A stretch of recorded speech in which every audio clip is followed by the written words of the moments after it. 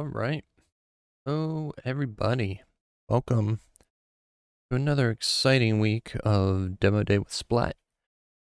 I am Brett Taylor, and I am coming to you live from my basement once again.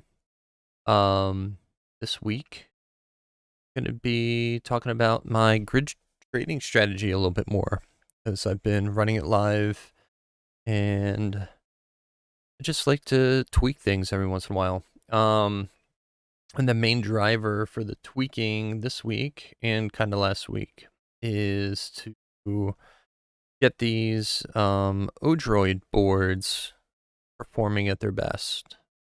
Because nobody wants to start a trading bot and then come back later to find that it had died and stopped trading. And that's what was happening to me. So, without further ado, let me find my browser here. Boom, there it is. Make you a little bit bigger. And let's get into it. What do I want? I want this one. That's what I was working on. All right, while that is loading, I'll give you my beer introduction. This week got a nice little 12-ounce stout, imperial stout, called Into the Void from Tired Hands. I'm a big fan of this one. It's absolutely delicious. It's not as good as some of their other stouts, but it is, I would say, of their Void renditions, this one is probably one of my top favorites. And I'm looking at the label here to see if they have any other description of it, but I mean, it's pretty much just I think it's just a straightforward imperial stout. Lots of, chocolates and cacao nibs and other delicious flavors. And it is, obviously, it's in a 12-ounce. I only got they were selling it in four packs, 12-ounce cans. And here in Pennsylvania, you know that means that it's a generally a little bit more on the higher ABV scale because of all the weird tax laws. But happy early St. Patrick's Day as well. I know it's not an Irish stout necessarily, but might as well get started early, right?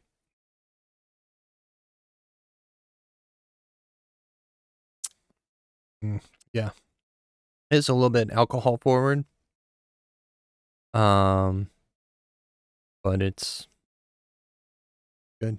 Very, very chocolatey and on my palate.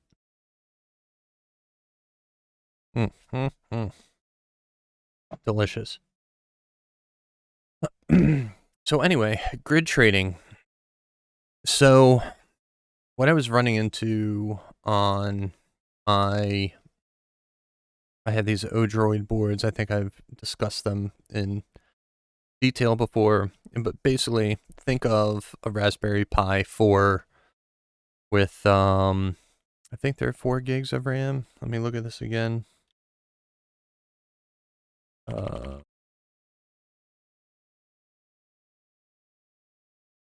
Yeah, 4 gigs of RAM.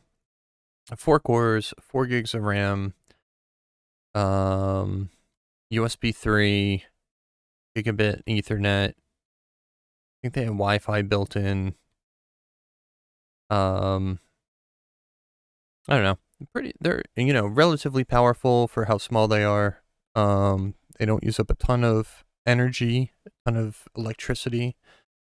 So they're relatively efficient, but they're not as good as a regular computer or regular server in terms of just general computing power and memory efficiency and things like that. But if you play around with them enough, you can squeeze every bit of power out of them. So I guess what I should say is they're 4-core. I found that even when I dropped down to 5 processes, I was still dropping, losing the connection to one every once in a while. And the main issue with that is if it's in the middle of a trading session, it won't know necessarily if a buy order is still open or if it's already closed, and so it won't place the sell. It won't know necessarily if a sell is still open and has closed, so it then won't place the buy. Just generally, obviously not doing what it's supposed to be doing. And it's a big pain in the butt to have to come and check back on it every once in a while, make sure it's running. I haven't spent the time to come up with a really good way of checking to make sure that all the processes are running, but I was experimenting a little bit, and I could see that the task process, I guess I could load up one of these in a putty session for you and kind of show you what I was looking at. Putty window over here for you. That's not the one sharing. And see.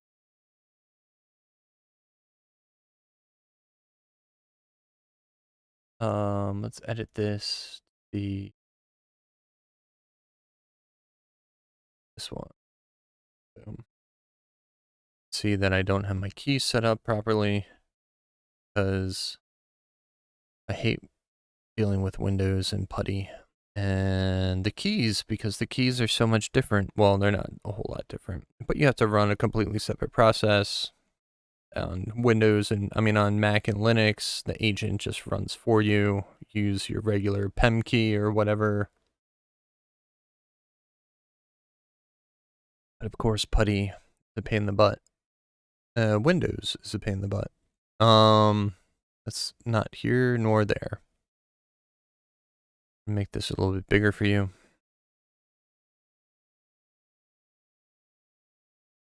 So,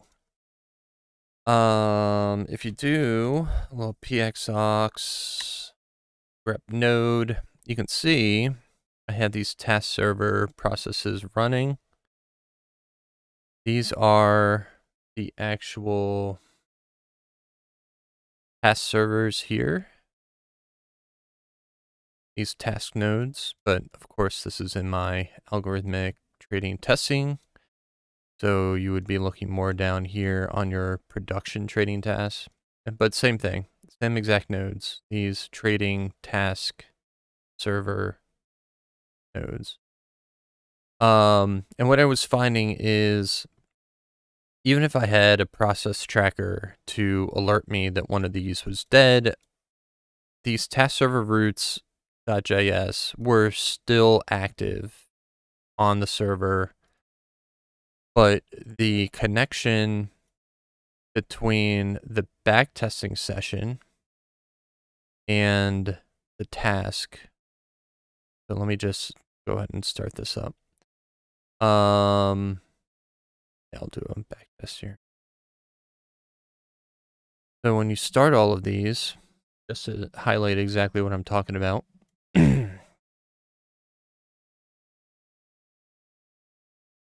Takes a little bit because I'm running Superalgos off a spinning Rust hard drive.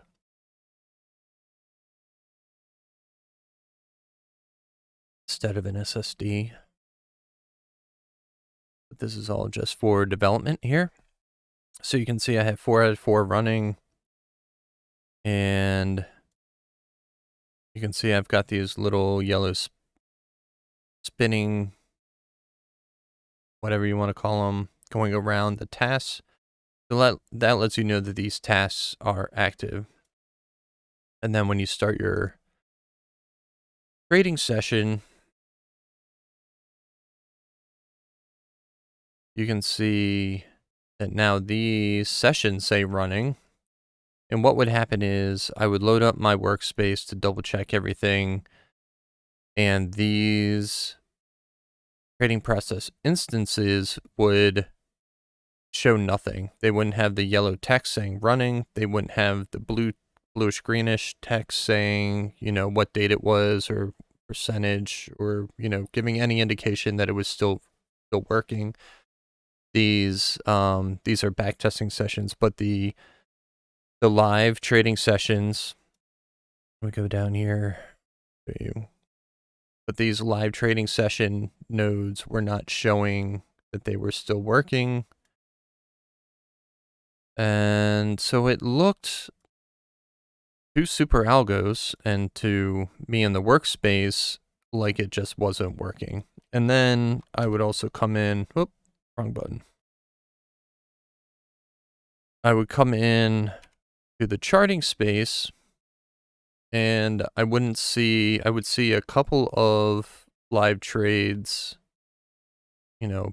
back several hours ago or yesterday, but it would stop and you wouldn't see any of the any new information showing up for that trading session.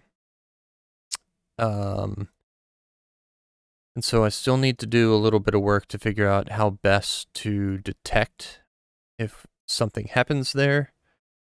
If anybody has any ideas, let me know. One idea and an open issue that I have is putting in basically Prometheus endpoints in the code, metrics endpoints, so that we can you can actually get information directly from the system itself if it's updating or not.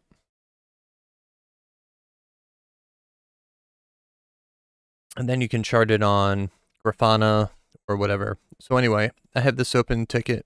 If anybody wants to tackle it, be my guest. Otherwise, I'll probably get to it at some point. But I have a couple other things on my plate that I want to get done first. Anyway, so what I've been doing is dropped everything down to four tasks. So that's 4 grid lines. And I've been trying to figure out what to do with those 4 grid lines. If you remember what I was doing before, open up the other one. But what I was doing before is essentially setting did a couple of iterations, setting my midline at the 1 hour EMA 200. And I did 5 lines spaced 2% apart above and 4 or 5 lines spaced 2% apart below. And so each one of those lines was its own trading process. It would buy at the lower line. So let's say it's the trading process that jumps between 1% or 100% or 1.0 times the EMA 200. It would buy at 1.0 and then sell at 1.02 or 2% above. Next one would buy at 1.02 and sell at 1.04, and so on and so on. During backtesting, since we've been in a bear market more or less the last couple of months, I found that trying to sell above the EMA 200 was very risky and may not ever actually be fulfilled, or it may take years. Who knows how long this market's going to last. But I found that 2% was kind of the sweet point of 2% below that EMA 200 and 2% above that EMA 200. You could pretty much just swing in between those two and catch them and buy, sell pretty regularly. Every once in a while, you might miss your sell, and that would have to get closed out at some point, or just, leave it open and hope it hits sometime in the future. But anyway, let's these are still up and running. Aha, yes. You can see some of this. Oh, these do look like they come back every once in a while. So see these gaps here in between these limit buy, they just kind of disappear. And so for this amount of time, this, as far as I can tell, the system has no idea that this is running. And so it may hit, it may not. And so like you end up with things like this where there's an open cell that is waiting to close out, and you come all the way over here to today. And you can see we've lost all buys and sell. And that one is still waiting. So we still have one process that's actually reporting back and creating data for our charts. All of these others, and that would have been a really nice one to hit and get all that spike. But yeah, these are the things that I'm trying to fix and avoid. And so I found if I'm running 4 processes, they seem to not, or I'm hoping that that's the magic number, 1 process per core, essentially. And hopefully they'll just, you know, keep tracking and do their thing. So yeah, that's that. So to modify that down to 4, I thought of a couple of different things. I take that full spread of, instead of doing 2% on 10 lines, maybe do 3 or 4 or 5% across 4 lines. That didn't really test out as well as I wanted it to. So what I've been playing with the last day or two is more of a Fibonacci type of sequence. Starting with 2, if you're into math, Fibonacci sequences, whatever, you may know it as 1, 1, 2, 3, 5, 8, 13, so on and so on. You basically just add the 2 numbers together, the current one and the previous one, to get the next number. So I started with 2, and then I went to 3, and then I went to 5, and then I went to 8. And sorry for all the other, you know, stuff overrunning each other. But I'm trying to set these levels, still using the EMA 200 as the guiding line, and trying to figure out how best to use these. So I had pretty good success. I think I modified this a little bit. I found pretty good success buying at 0.98, so 2% down, and then selling at 1.0, or exactly at the EMA 200, the 1 hour EMA 200. So the next thing that I was trying to do is I got rid of my market sell, and I was going to try and do similar to how it's done yet. I guess not. No, they're not done. Similar to how this buy order opens and closes and cycles and just keeps replacing itself.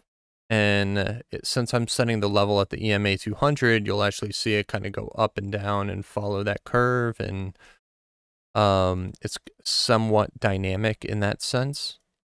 I was thinking of doing something similar with the sell order, since I finally found that there's this spawn multiple orders setting, which defaults to false on the sell side. But if you set it to true, then you do get that same exact action as what the limit buy order does, which defaults to true. So it will play. So you come in. Well, let's just go back through, I guess, for those who may not be 100% up to speed with exactly how the trading system works.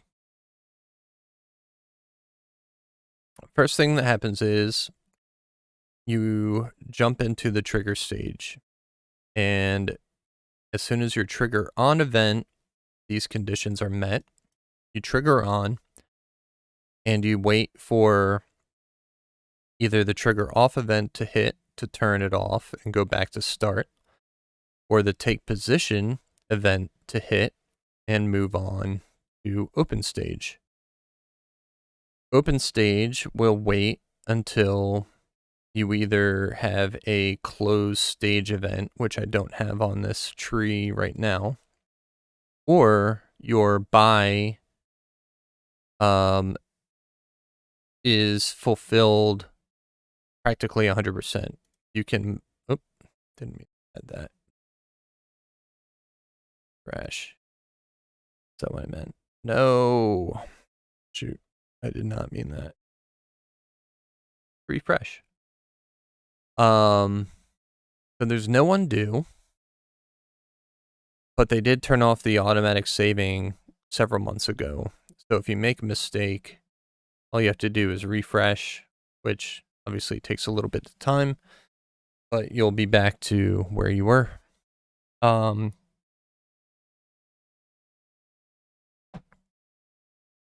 anyway, what I was trying to say is this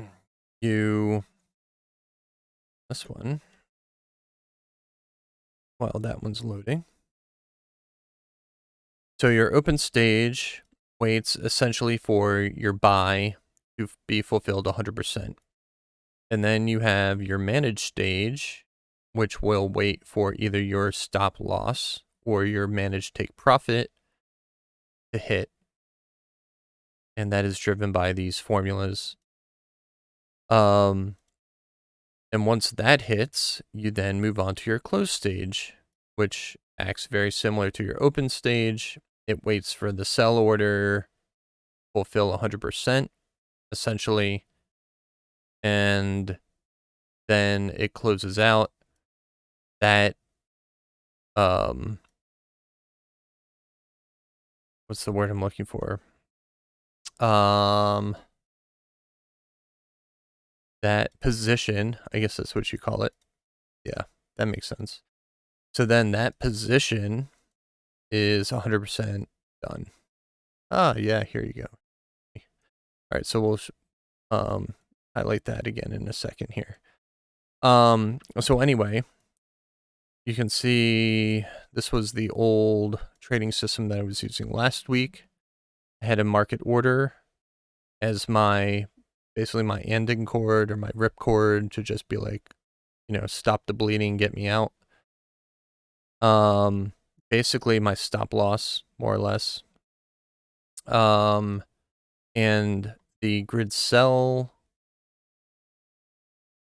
in this case had multiple spawn orders false. And so that's why that if I hit the cancel order, the sell order, the limit sell order will not be placed again unless the setting is true. If it's false, this limit sell order will not be placed again. It'll move on to whatever other orders are available. And that only other order is this market sell order, which was my just quick exit, get out, let's, cut our losses and move on. And you can put in some logic to make sure that this waits until the sell order is done. But anyway, that's not needed anymore. So my thought that I'm playing with right now is to do similar strategy where it'll place the limit sell, it'll wait for an hour, 2 hours, a day, a month, whatever I set it to.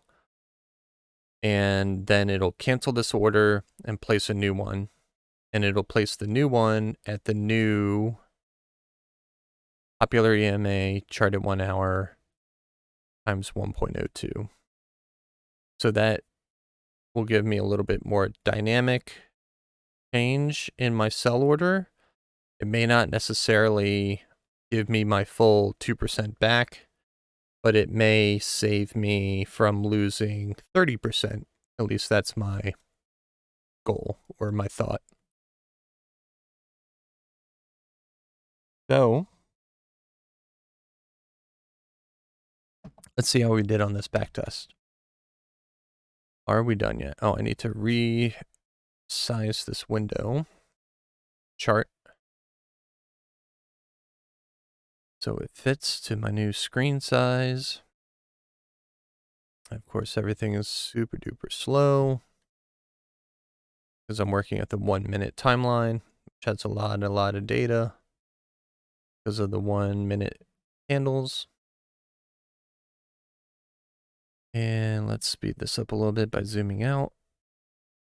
Hey, look at that. Everything moves a little bit quicker now. All right. So let's turn off some of these. We can see, we can focus in on what's going on.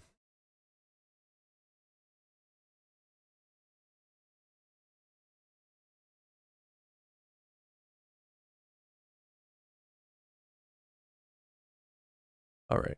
So now we only have our number 1, which I also kind of swapped this. So I decided to start trading system 1 at the top and basically the 100% of the EMA, and then 2, 3, 4. So number 1 looks like we are down. Well, it's in the middle of a sell and it's about to hit the spike, but because of the time frame, it doesn't actually get to it. The spike happened last night at around 10 o'clock. Eastern Standard Time or Eastern Daylight Time.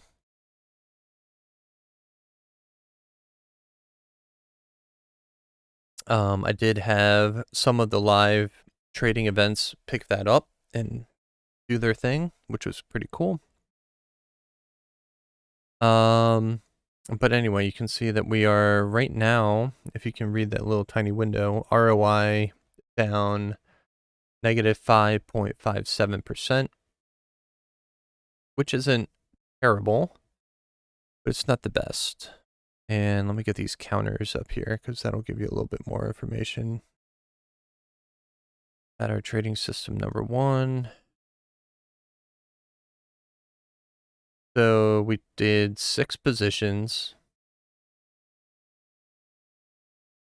over 106,000 periods, so 106,000 minutes, which I think I started this test on January 1st, of this year, of 2022, and ran it through the 16th of March, which is essentially this morning. And so 6 positions and we're down 5%.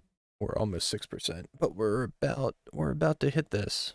So this would luckily have come back and made us some money. How long was this sale open for? So we look at our simulation data and we can get rid of our market sell orders because we got rid of those. We can turn on these panels for the limit sell order. That not there. That's our limit sell order.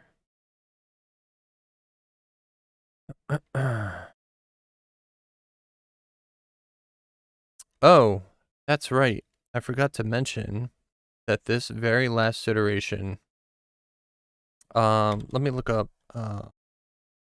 raw.io. Make a quick diagram for you because this will make it a little bit easier to see what's going on here. So let's say this black line is my EMA. I'll make it I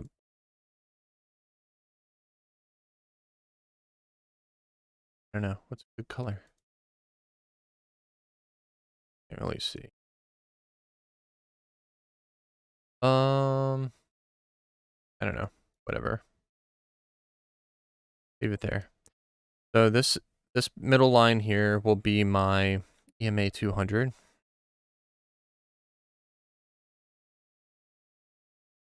Let's say this is my 2% down. So the first thing, and then I'll do this.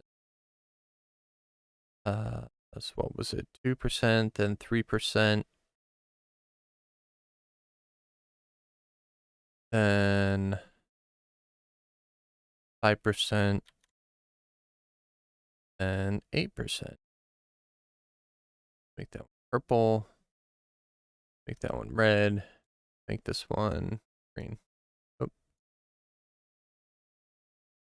So a couple of strategies that I tried were buy at 2%, sell at 100%. So 98%, and then 100%. And then do 90, what was this one? 93. Sorry. If I were to do was 2, then 3% down. So 97, then sell at 100. And then do 5% down, so 95, and sell at 100. And then do 8% down, so 92, and sell at 100. And then there was the more traditional way where I would do 98%, sell at 100, then 97%, and sell at 98, 95%, sell at 97, 98%, sell at 95. Another one that I tried was, instead of just doing, straight 2, then 3, then 5, then 8, do 2. So there's a 2% gap here, but then the 3 would be a 3% gap in between these two. So this line would be 95% because I would have my 2 and my 3. And then this one would be 90% because I would have 2% gap, 3% gap, 5% gap. And then adding on to that, this gap between these two lines would be 8%. And they would sell, buy here, sell here. This line would buy and sell, buy, then sell, buy, then sell. And then another thought that I had was, all right, well, if I'm buying 2% down, why don't I sell 2% up? Buy 3% down, sell 3% up, and so on and so on. So buy 5% down, sell 5% up, and do that for 8% as well. So the 8% could potentially make 16% profit, 5% could make 10% profit, 3% could make 6% profit, 2% would make 4% profit. And what I found is, obviously, the bear market, anything that I'm trying to sell above the EMA has much larger potential to not actually return any profit.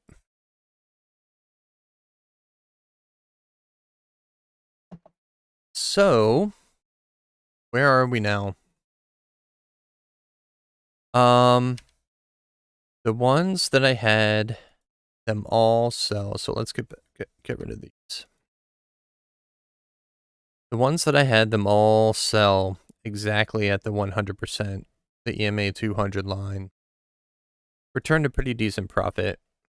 And the ones that I had additively create the gap, I think actually performed better. So instead of doing 98, 97, 95, 92, doing 98, then 95, then 90, then 82. I think those gave better profits. And I will have to go back and look at that again to double check.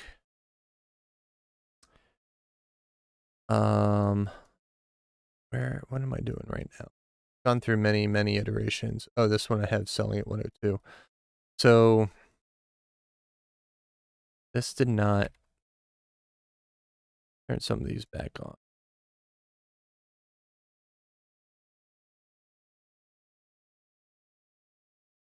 So let's turn off the counters. Let's turn off the statistics. No, I want balance.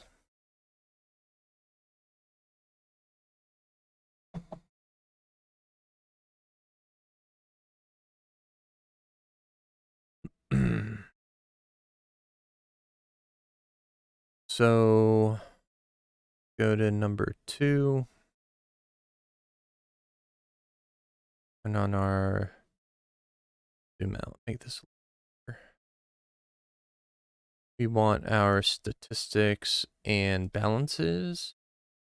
So these two panels are number 1. These two panels are number 2. Statistics and balances. These two panels are number 3. Just mostly saying that for myself. This.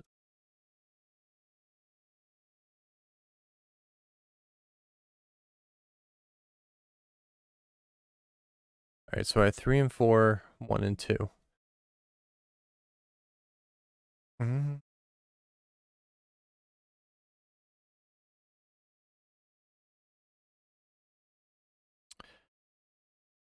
Okay, so this test run is the one where I had the 2% down, selling at 2% up, 5% down, 3% down, selling at 3% up, 5% down, selling at 5% up, 8% down, selling at 8% up. And all of them, except for one, did terrible. So that's not what we want to do. I think another one that I was thinking of is having the 2% down, sell at 8% up. Let's go back to the 1.0. I want that as 98. My sale at 1. All of these 0.0. We'll tweak it again later. And then I think I also have this set to, I think that's 14 days. 20,160 minutes. That's 14. So that one is, number 1 is buy at 98%, sell at 100%. This one is buy at 97%, sell at 103. Let's leave it at 1.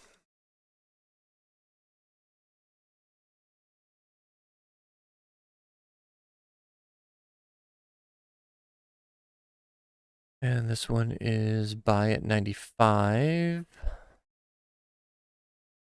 I think I like the additive gap better. Sell at 1.0.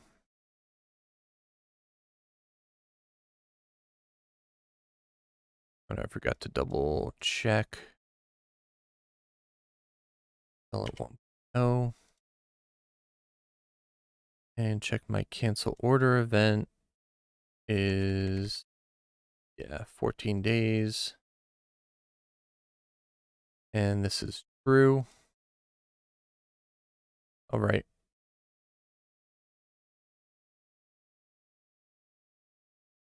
So in this one, we have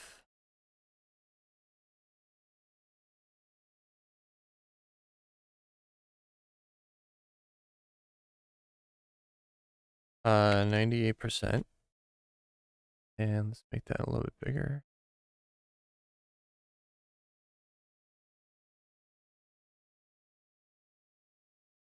Text.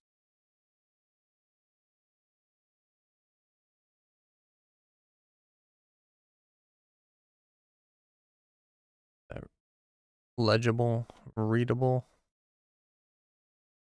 So that's 97%.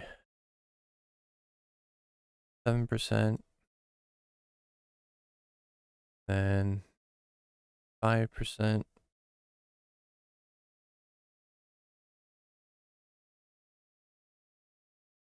And 90%.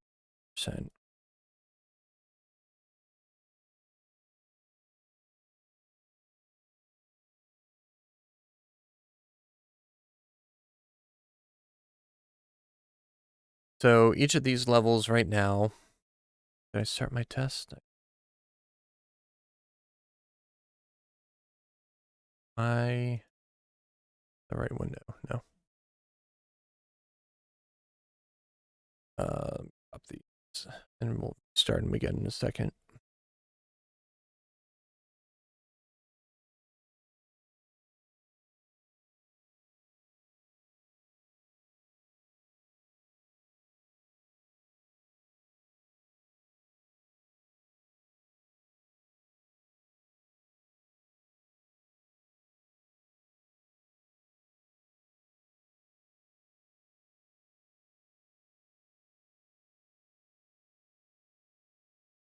Sometimes it takes a bit for everything to sync up because everything is asynchronous.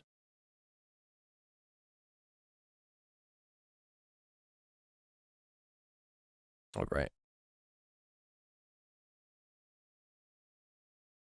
And yep, they're starting January 1st. A little bit of time. Get back. But anyway, so we're buying at 98, selling at 100. Buying at 97, selling at 100. Buying at 95, selling at 100. Buying at 92, selling at 100.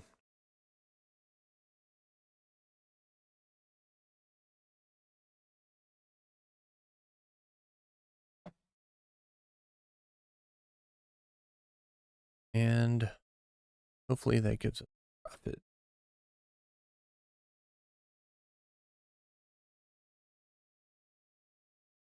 Oh, that's strange. Okay, so I did have these running as 4. Looking back while that back test is running. See this. Excuse me. So this is showing only one active trading session. Showing that the tasks are actually running.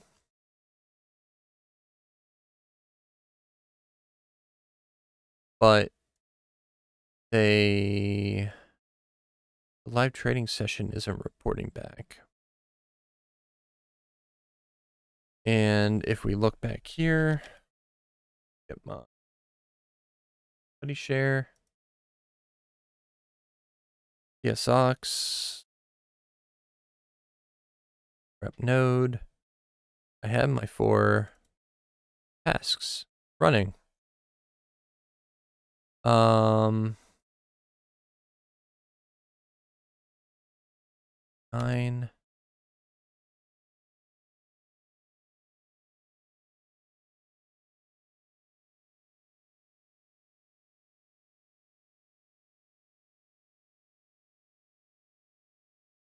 I think I did have, didn't have any Doge. Let's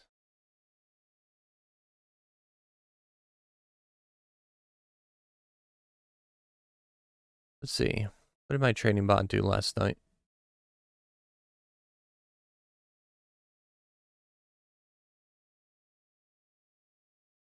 We had an ADA hit and close. We had BTCs hit and close. We had ETH, but no Doge reporting in since the 10th. So about 6 days ago.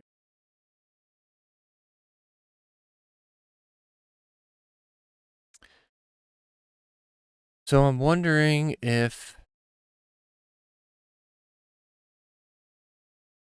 too many advertisements.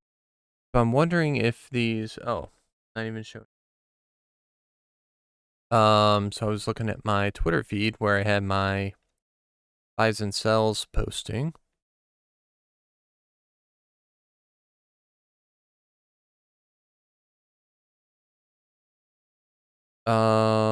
So you can see 2 hours ago, I had an ADA close, make a sale. Had some BTC action yesterday and today. I had some ETH action yesterday, but I haven't had any Dogecoin action since the 10th. And to me, that is because the only process that is running this BT Grid 9, which if we look back over here, I am buying at the 98% level and selling at the 100% level on this one.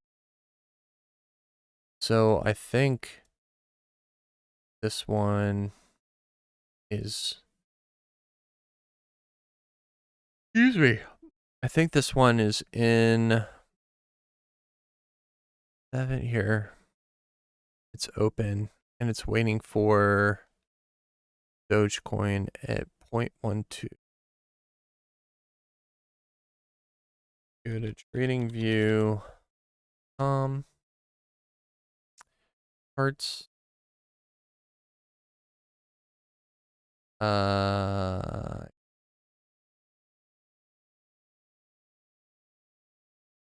let's look for Doge, USDT.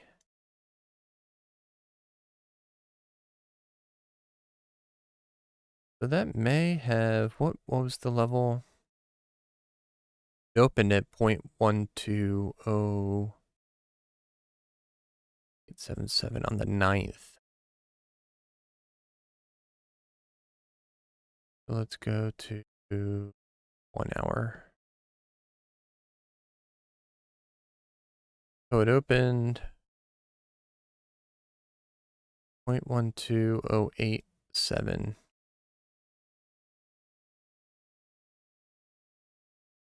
Ooh, way up here. And then it's trying to sell at 2% above that, so probably up here. So yeah, I probably missed that spike. And we should be able to see that here on this chart. I think that this open sell, limit sell order up here is that, and yep, we missed that spike. I don't think any of the other sales, this one probably closed, but it didn't report back to the system. So I think that's a dead ringer to show that even though the trading system, the trading test server root process is running, if we aren't seeing the updated data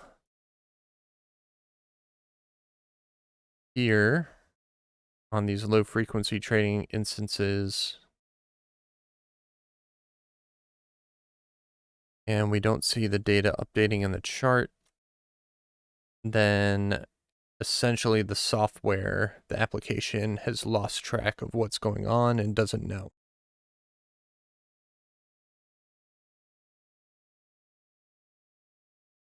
But this is also a little disheartening because I didn't realize that I had dropped this down to 4 processes and it's still having issues. 3 of the 4 have died essentially. That's annoying. It's extremely annoying because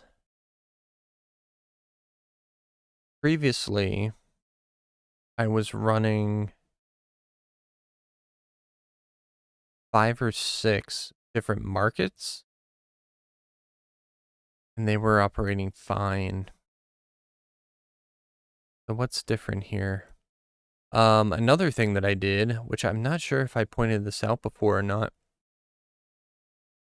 I can't remember when I made this change, but I decided to move all the data mining processes over to these cheaper and older Odroid C2 nodes that I have lying around. And so, excuse me, I offloaded the data mining to free up some resources to the trading system. And the data mining is definitely the heavier action on the system. But of course, at the same time, we tell the trading nodes to wait until the data has been mined before checking to see if it should update the status of the trading system.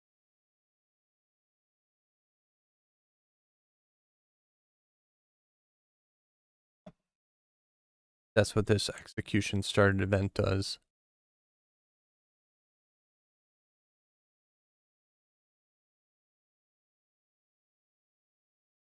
I don't know. That's really annoying. I thought 4 processes was working fine up until now. I just haven't been checking in on it.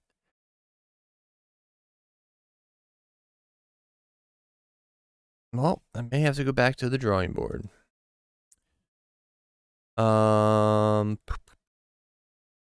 Anyway, let's focus on these back tests.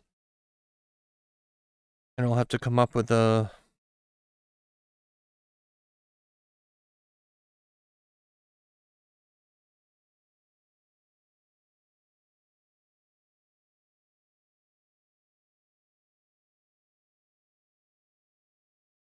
these ran a little bit quicker.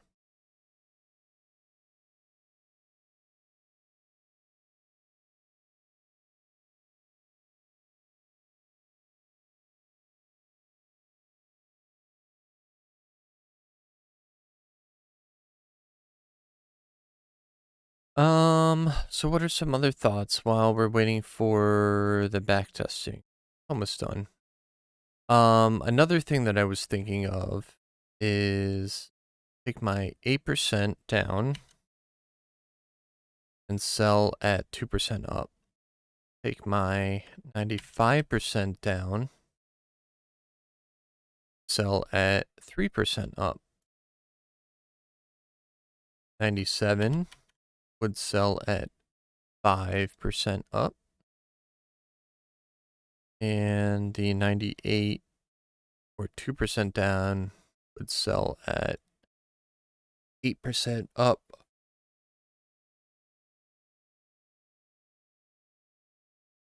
And see if that might make some more profit.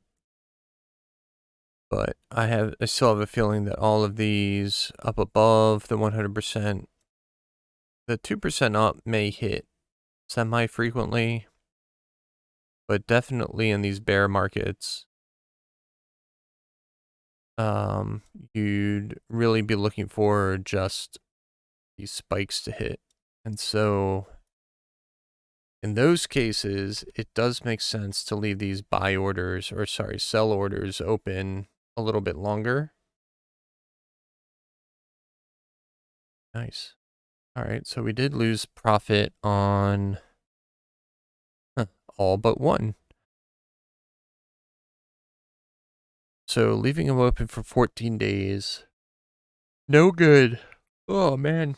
I can't stop yawning. I'm going to have to go to bed soon.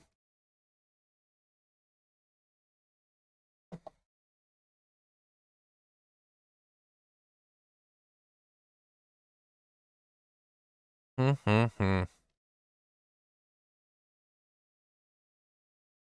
I do like the idea of trying to catch some of these spikes, because I think that's kind of one of the best parts about the grid trading system. And you may have to leave them open for a little bit longer to catch those spikes. But I think that's just what I have to. Man, I'm really mad that these can't run 4 trading systems all at once. I'll have to figure out what's going on there. Why they're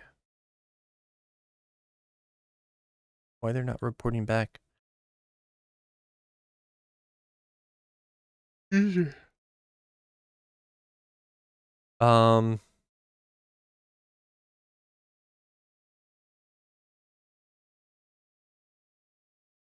Yeah. I don't know. I'm gonna keep playing around with this, see if I can come up with something that works a little bit better, something that runs better on the hardware, is actually stable and reliable. And I don't know, maybe this is just a bug that I keep running into where loses. I don't even know. Accurate putty. So H-top is one of my favorite tools to just get a quick overview of what's happening on a Linux system. You can see we just hit our minute. So we had our task server roots spin up, use up a little bit of CPU and then die down. I eventually made a swap partition on these. So each of these, they have 4 gigs of RAM, they have 2 gigs of swap now. And you can see it's using up no swap. The memory isn't even 100% full. So it doesn't necessarily seem like it's a memory issue.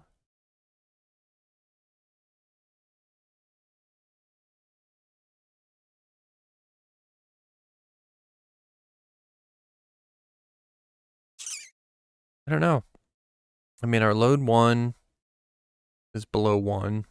Load 5 is below 1. Load 15 is below 1. So it doesn't really seem like it was getting used too much. You can see I run Prometheus to get server stats. Them up to Grafana. I could show you my Grafana dashboard. That might be interesting. Uh,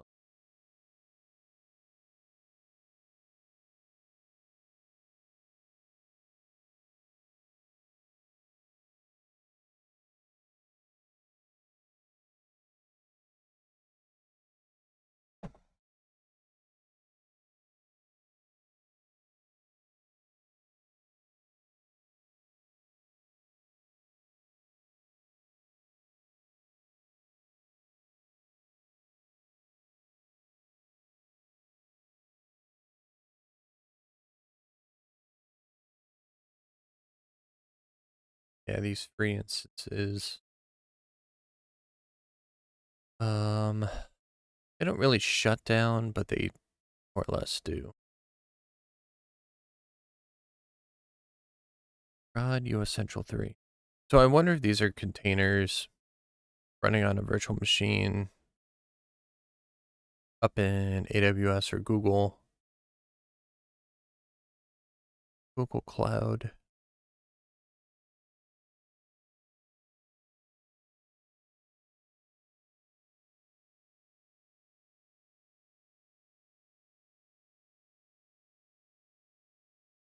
Hmm. This usually doesn't take this long to start back up. You can tell I haven't checked the stats in a little bit. I don't know how often they shut down these nodes or turn them down. Oh, come on. Now I have to load one password, which is a bear on Windows also. I don't understand why it takes so long to... Oh, let's get this going. What just...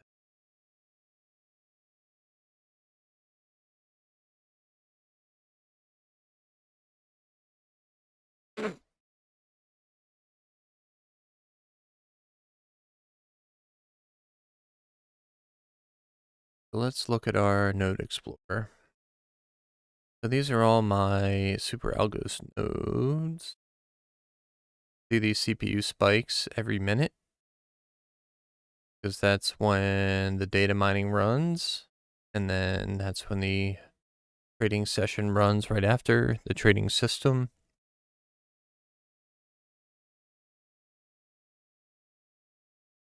And you can see we have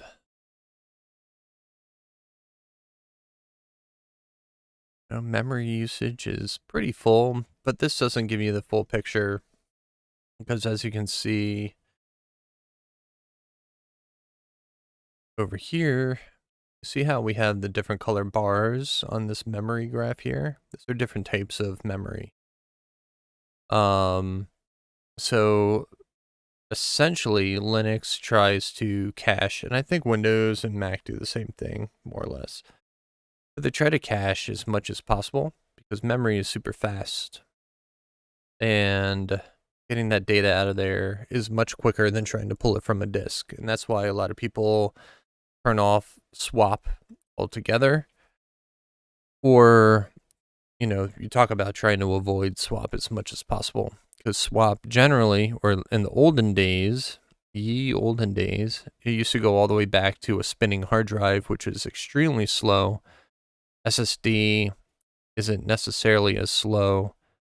Sometimes it's negligible. Some operations, it does make a big difference though. Regular memory is much quicker. So you want to try and keep as much in memory as possible all the time. So that's what these blue, green, and yellow bars are, is saying the different types of memory that are in use. And just because you're pushing the limits and getting very close to 100% doesn't mean that you actually have 100% memory used. When this green bar gets all the way up to 100%, that's when you're going to start running into issues because that's like active, currently being used memory by a system process. And in times when I was running a lot of data, a lot of things on these servers with these test server routes, tons and tons of them running, lots of data mining going on, you would see this whole thing fill up with green. The system would essentially come to a halt. You couldn't log into it with SSH because it couldn't allocate memory to your session to be able to get you to log in and all the fun stuff that goes along with that. But this actually looks pretty healthy here, even though it's reporting on this graph here that there's, almost 0% free or a very small percentage free of memory.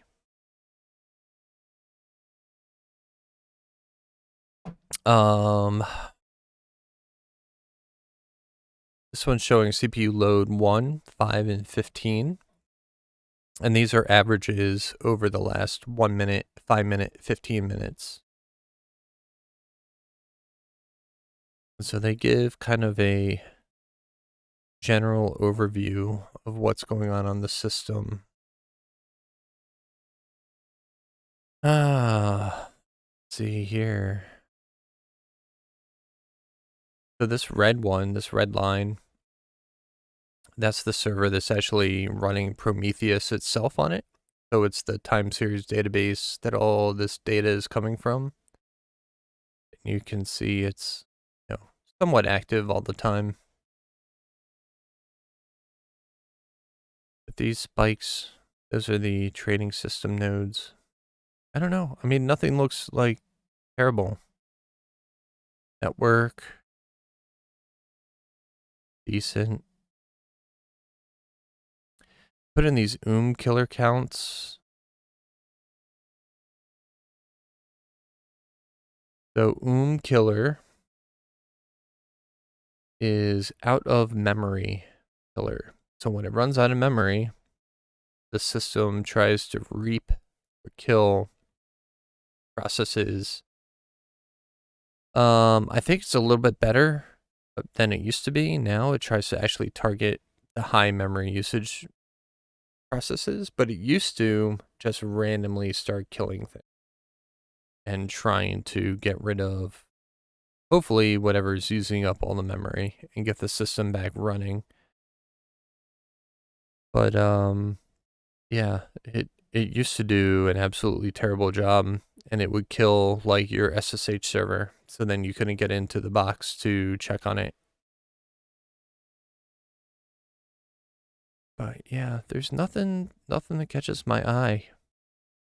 I do need to give this dashboard a little bit more love and try to see if I can figure out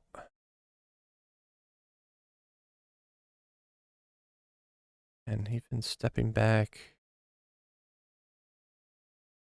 Oh yeah. So yeah, this was, you can see this blue line here counting the killer counts. I was having memory issues with one of the nodes, and so that's when I started adding in swap right about, yeah, I guess it was right about 3 the 5th.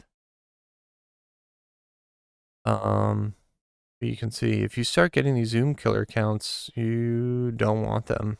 They're bad.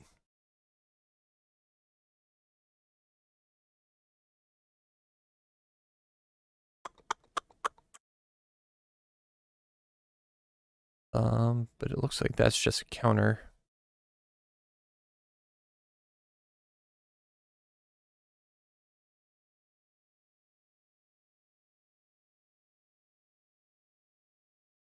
And it's not even all the nodes. I'm missing some data there. I don't know. Nothing's getting killed here. Oh, geez. Man, the whole time I was talking there, not even showing you what I'm looking at. So this is my dashboard. Let me go back through it. Because, sorry, talking for the, I don't know, what, 10 minutes? Not even showing you what I'm looking at here. So these spikes are what I was showing. Every minute, these trading nodes and Superalgos go out and check for new candle data, calculate the indicators that you want, and then run the trading system to update and see if it should make a trade or it has made a trade and it should close it out internally. That's why you see spikes every minute going boop, boop, boop, boop, boop, boop, boop. So if this is constant and it's up at 100%, then you have something to worry about.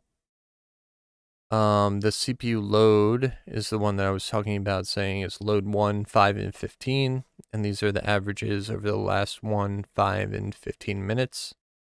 And the reason why it goes above 1 all the way up to 4, simplest answer is there's 4 cores. So if it's up at 4, that means that all 4 cores are being used 100% of their capacity. But nothing, if the 15-minute is all the way up at 100, then, or at 4 in this case, then you might have something to worry about. But these ones, they're, nothing too big here. Network isn't doing too much. This entropy available, I track this because on virtual machines and these really tiny nodes, you need entropy to be able to do cryptographic functions like SSL signing and things like that.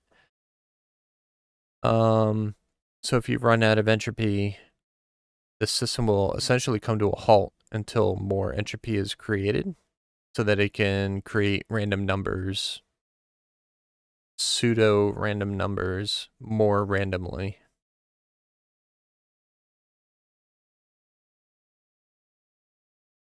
And then this killer count down here at the bottom is the one that I was talking about, where it will just, the system has a fail-safe that if it runs out of memory, it starts killing processes to try and free up memory. And nothing has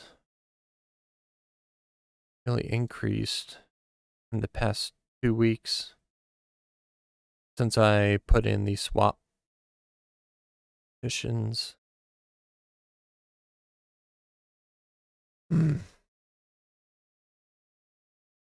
But yeah, I don't know. I don't know why. I don't know why I'm running 4 tasks and they lost their data. They're out of sync. Excuse me. That's very annoying.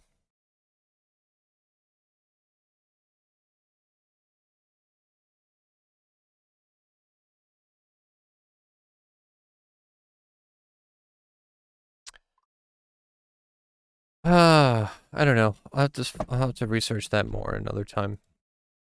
So yeah, I think that's it for me for the day.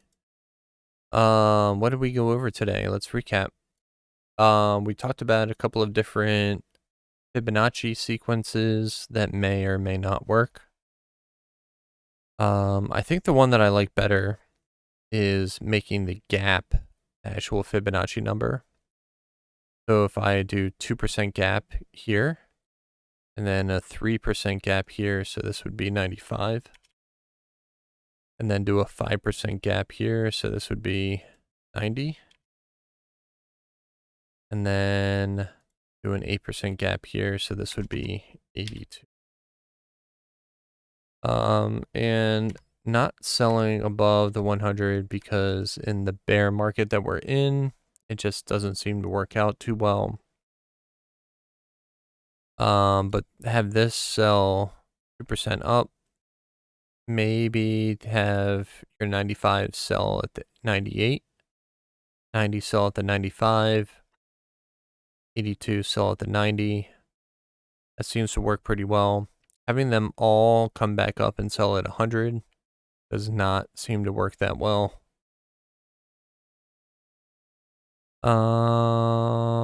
And having them sell above the 100, so like having your 98 sell at 8% up doesn't seem to work too well. I think that's where I am right now. So I've been spending time on this 4 trading system, try and get it to work on these nodes. And of course, right now, that doesn't look like that's going to be the case. So check back next week. Maybe I'll have figured this out. We'll see. I did go over a good amount of how to monitor your Raspberry Pi or your trading node, but I should definitely come up with a feature presentation on that. How to monitor your system, make sure it's running up and it's not out of memory, not out of disk space, not out of CPU. And so yeah, maybe I'll do a lunch and learn on that special session at some point. But anyway, that's it for me for the night. Check out Superalgos. Go to the GitHub, download it, install it, run it, play around with the tutorials, follow the tutorials, learn about it. Come ask questions in Telegram, Discord. I think there's a Facebook group. Ask questions on Reddit. I'm still pretty much the only person posting there, but I'd love to see more people in there. What else? Follow us on Twitter. Follow myself on Twitter, Superalgos.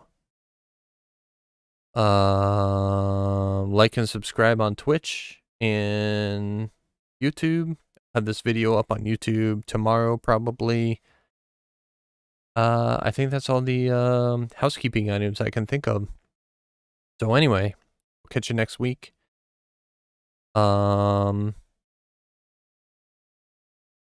Yeah, that's it. So long, farewell.